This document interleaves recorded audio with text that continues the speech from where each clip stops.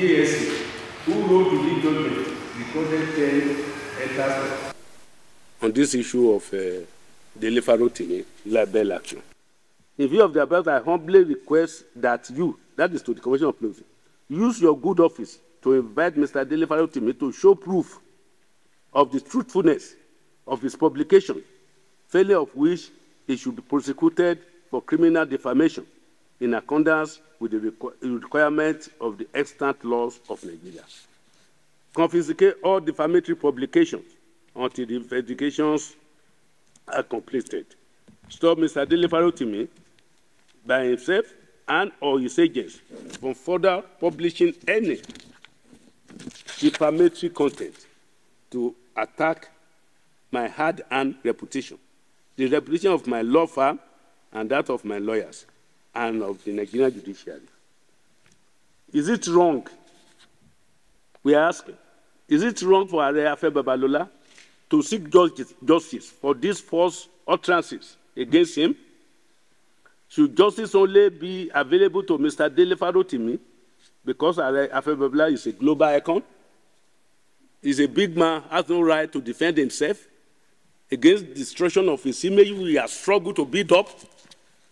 These are the questions we're asking people who never care to know the truth and the background to the trial and the arrest of Dele Farotimi.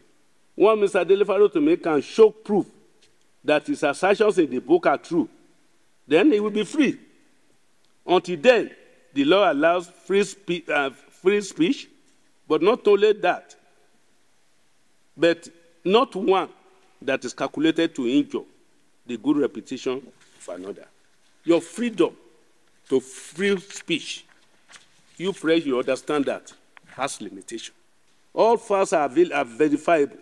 I urge Nigerians to verify and find out what the truth is first before picking a side. We would like to observe that the position of the NBA president, our president, whom we very love and whom we elected, on this matter is accurately misleading. The case of Avioma versus COP 2022, Nigerian Weekly Law Report, Part 1819, is in fact an authority that defamation is both thought and a crime. Very certain, if most of these people who are gagging up to condemn the action taken by the police or to condemn Afe Babalola for writing petition to the police, because Afe Babalola cannot force the police after writing a petition to act on the false pretense. If there is no prima facie case made in that petition, the police will not have acted.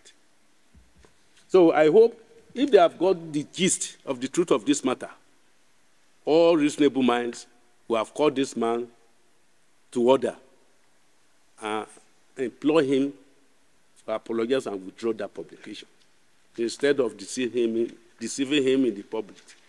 Instead of going to the press, people that don't know anything about this, they are not assisting him at all.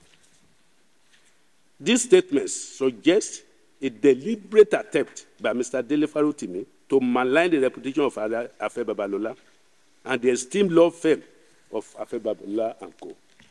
The accusation made are baseless, offensive, and not only lacking in truth, but also designed to cause irreparable harm to the standing and legacy of one of Nigeria's foremost legal minds.